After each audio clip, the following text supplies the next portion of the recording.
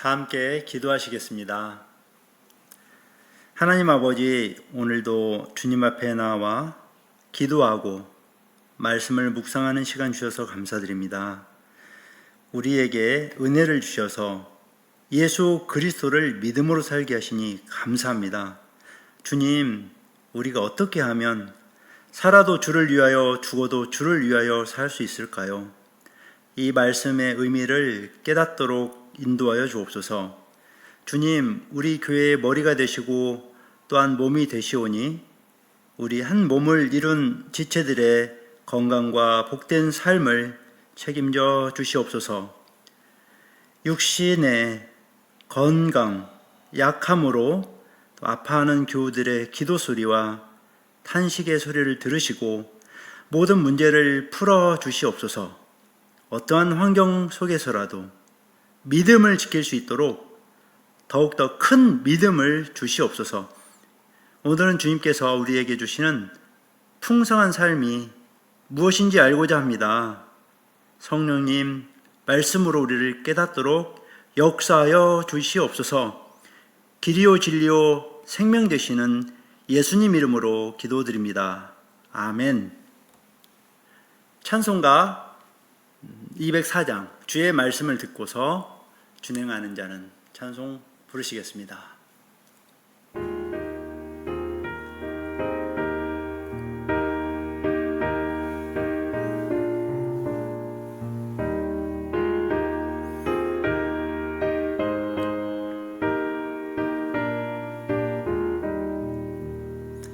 주의 말씀 듣고서 준행하는 자는 반석 위에 터 닦고 집을 지음 같아. 비가 오고 물 나며 바람 부딪혀도 반석 위에 세운 집 무너지지 않네. 잘 짓고 잘 짓세, 우리 집 잘 짓세. 만세 반석 위에다 우리 집 잘 짓세. 주의 말씀 듣고도 행치 않는 자는 모래 위에 터 닦고 집을 지음 같아. 비가 오고 물 나며 바람 부딪힐 때 모래 위에 세운 집 크게 무너지네. 잘 짓고 잘 짓세, 우리 집 잘 짓세. 만세 반석 위에다 우리 집 잘 짓세.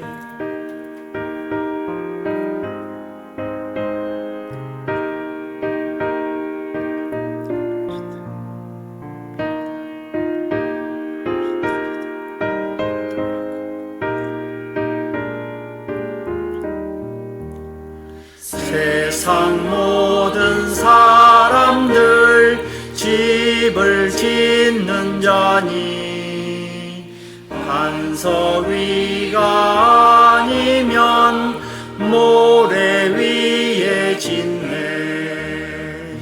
우리 구주 오셔서 지은 상을 줄 때 세운 공로 따라서 영명상벌 주리.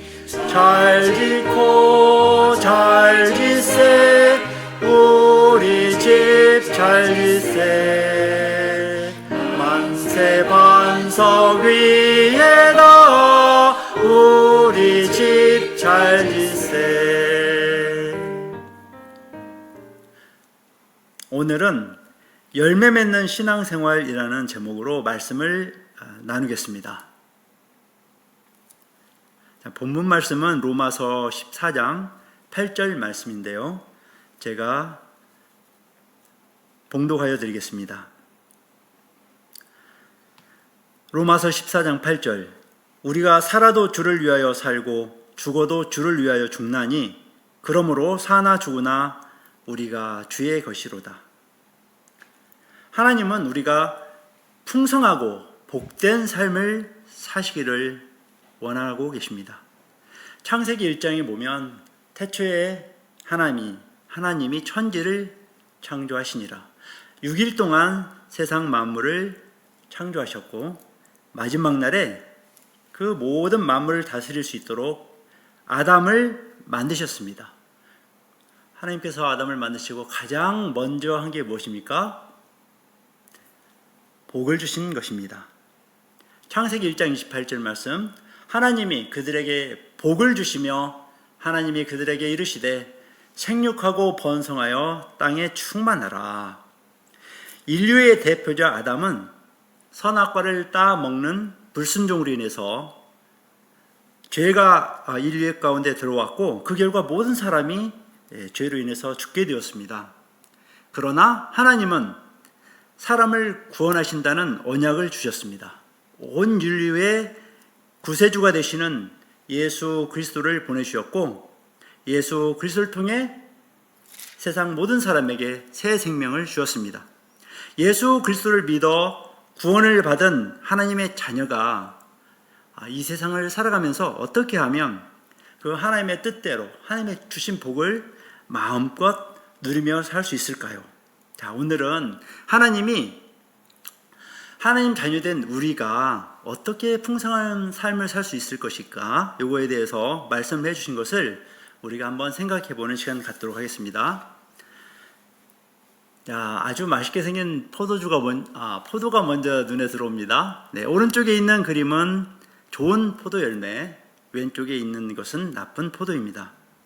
한 사람이 한 해 동안 농사를 열심히 짓습니다.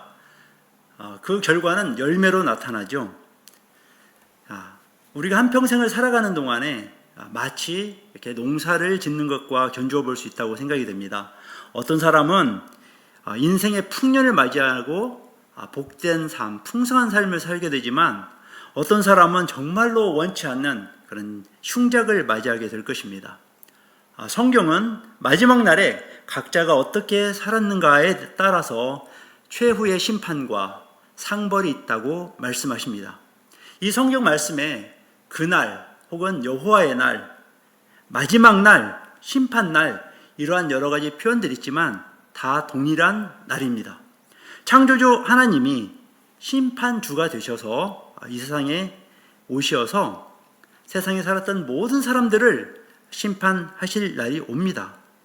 바로 저와 여러분에게도 그날은 반드시 오게 될 것인데 이것은 세계의 종말의 날입니다. 그런데 한 가지 잊지 말아야 할 것이 있습니다. 우리 어떤 노력이나 선행, 행위로 구원받는 것은 아니라는 사실입니다. 구원은 오직 하나님의 은혜에 의해서 주어지는 선물입니다.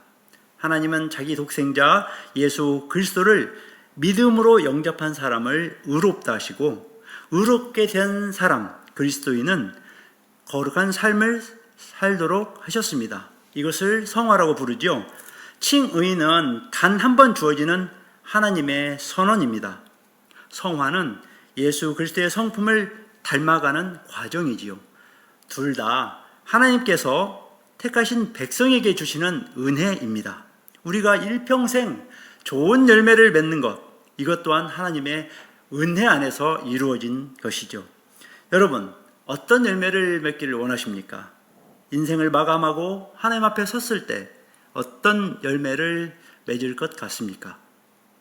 이 시간에는 나에게 주어지는 남은 생애를 어떻게 살아야 하나님께 칭찬을 받을 수 있을 것인지, 풍성하고 좋은 열매를 맺는 신앙생활을 할 수 있는 것이 이 성경에서 주어진 방법들이 있다면 그것이 무엇인지 한번 생각해 보도록 하겠습니다.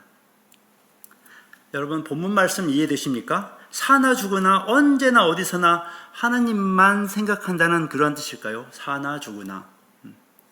우리가 살아가면서 해야 하는 선택의 순간마다 하나님 중심으로 선택하며 산다는 뜻입니다. 이 말씀은 우리의 삶은 이 선택의 연속이죠. 무엇을 선택하느냐에 따라서 인생이 달라집니다. 특별히 아주 중요한 선택을 해야 할 때는 우리는 하나님 중심의 선택을 해야 후회하지 않습니다. 하나님 중심의 삶이란 달리 표현하자면 하나님을 추구한다는 뜻입니다. 하나님께서는 당신의 뜻대로 살아가고자 하는 우리 사람들에게, 특별히 우리 그리스도인들에게 풍성한 삶을 약속하셨습니다. 이것이 믿음 있는 사람의 모습이고 하나님의 마음에 합한 자의 삶입니다. 하나님을 추구하는 사람이 복 있는 사람입니다. 하나님은 우리를 위해 풍성한 복을 주셨는데 그것은 우리의 마음과 생각으로 상상할 수 있는 것, 그것을 훨씬 능가합니다. 이와 관련된 약속의 말씀을 한번 들어보십시오. 에베소서 3장 16절 말씀. 그의 영광의 풍성함을 따라 그의 성령으로 말미암아 너희 속사람을 능력으로 강건하게 하시오며, 예수 그리스도의 놀라운 영광, 그 영광의 풍성함, 이것은 우리가 상상할 수 있습니까, 여러분? 고린도전서 2장 9절 말씀은 또 어떨까요? 기록된 바 하나님이 자기를 사랑하는 자들을 위하여 예비하신 모든 것은 눈으로 보지 못하고 귀로 듣지 못하고 사람의 마음으로 생각하지도 못하였다 함과 같으니라. 하늘나라에서 우리를 위해 준비하고 계신 예수 그리스도는 우리가 상상할 수 있는 모든 상상보다 훨씬 더 좋은 것으로 예비하고 계십니다. 신랑 되시는 예수님은 신부된 우리를 맞으러 오실 것을 예수님 당시에 갈릴리의 그 결혼 문화를 통해서 보여주셨지요. 어떻게 하면 하나님의 이 풍성한 복을 받을 수 있을까요? 어떻게 하면 매 순간 다가오는 선택의 순간에 하나님께서 기뻐하시는 그 뜻대로 살아낼 수 있을까요? 예수님이라면 어떻게 하실까? 이렇게 기도하고 결정하는 것, 그거 좋습니다. 여러 가지 방법들이 있습니다만 하나님은 성경 말씀을 통해서 중요하다고 생각하는 방법들 5가지를 말씀드리겠습니다. 자, 첫 번째 방법, 그것은 하나님의 말씀입니다. 신앙생활은 하나님을 믿고 그분 말씀에 순종하며 사는 생활이죠. 하나님은 성경 말씀을 통해서 하나님의 뜻을 이미 우리에게 다 알려주셨습니다. 하나님이신 예수님이 이 땅에 오셨을 때에 이렇게 말씀하셨죠. 요한복음 14장 21절 한번 함께 읽어볼까요? 시작. 나의 계명을 지키는 자라야 나를 사랑하는 자니 나를 사랑하는 자는 내 아버지께 사랑을 받을 것이요 나도 그를 사랑하여 그에게 나를 나타내리라. 예수님의 계명은 하나님의 말씀이지요. 곧 성경 말씀입니다. 우리가 예수님의 계명 곧 하나님의 말씀을 알아야 지킬 수 있겠죠. 좀 더 구체적으로 말씀드리면 하나님의 말씀을 알려면 우리가 어떻게 이 하나님의 말씀을 가지고 간직할 수가 있을까요? 그것은 말씀의 손 예화를 통해서 말씀드리겠습니다. 예수님의 계명 곧 성경 말씀을 자기의 것으로 만들기 위해서는 여기 그림과 같이 손가락에 쓰여 있는데요. 암송, 공부, 읽기, 듣기 그리고 묵상의 방법으로 간직할 수 있습니다. 5개의 손가락 각각의 성경 말씀을 잡는 방법이 써 있죠. 엄지손가락은 묵상, 검지손가락은 암송, 중지손가락은 성경 공부, 약지손가락은 성경 읽기, 그리고 새끼손가락은 듣기입니다. 엄지손가락은 묵상의 손가락입니다. 손가락 중에서 가장 유용한 손가락이죠. 다른 4개의 손가락과 하나하나 아주 가장 잘 접촉할 수 있고 어떤 물건을 잡을 때 가장 큰 힘을 발휘합니다. 자, 4개의 손가락은 엄지손과 힘을 합해야 성경책을 단단하게 잡을 수 있습니다. 말씀을 들으면서 묵상하고 또 읽으면서 묵상하고 공부하면서 묵상하고 암송하면서 묵상하고 이렇게 묵상한다는 뜻이 이 엄지손가락입니다. 자, 우리가 설교 말씀을 듣는데 듣기만 해서는 하나님의 말씀을 굳건하게 잡기는 좀 어렵죠. 하나님의 말씀을 약하게 붙들고 있다면 사단 마귀의 유혹과 시험이 올 때 말씀을 놓치고 넘어질 가능성이 큽니다.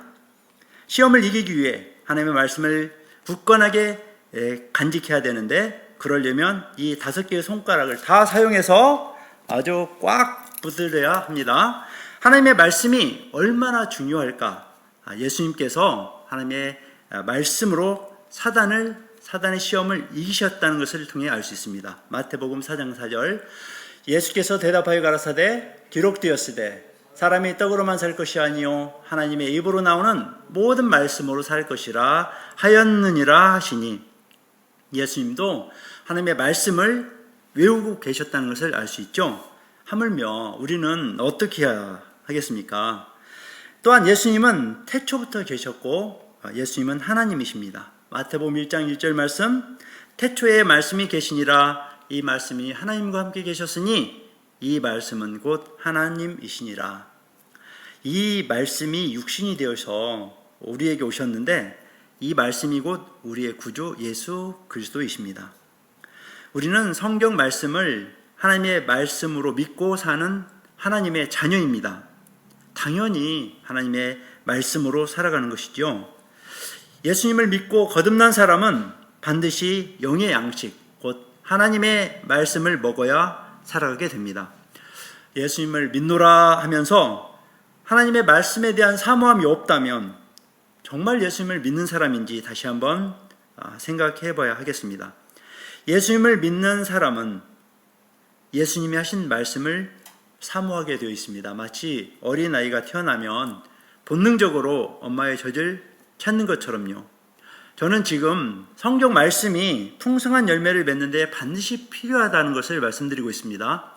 포도나무 가지에 좋은 포도송이가 열리려면 포도나무로부터 흘러들어오는 자양분을 지속적으로 흡수해야 합니다. 자, 두 번째 방법입니다. 두 번째 방법은 기도입니다. 자, 기도는 마치 사람이 숨을 쉬는 것과 같습니다. 만약 사람이 이 호흡이 없다면 사망하게 되죠. 그런데 우리 모든 예수 믿는 사람들은 사실 기도를 하고 삽니다. 갓난아이는 울기만 해도 엄마 아빠가 알아차리고 문제들을 다 해결해 줍니다. 우리가 예수님을 믿고 거듭난 아기일 때는 하나님께서 아주 작은 일까지도 다 챙겨주십니다. 그런데 성장해 갈수록 부모님과 아주 친밀하고 성숙한 대화가 오고 가듯이 우리도 입을 열어서 하나님 아버지께 나 자신의 모든 상황을 다 말씀드리거나 또 요청하는 것이 성숙한 그리스도인인 것이죠. 소리 없는 침묵으로 자신의 감사한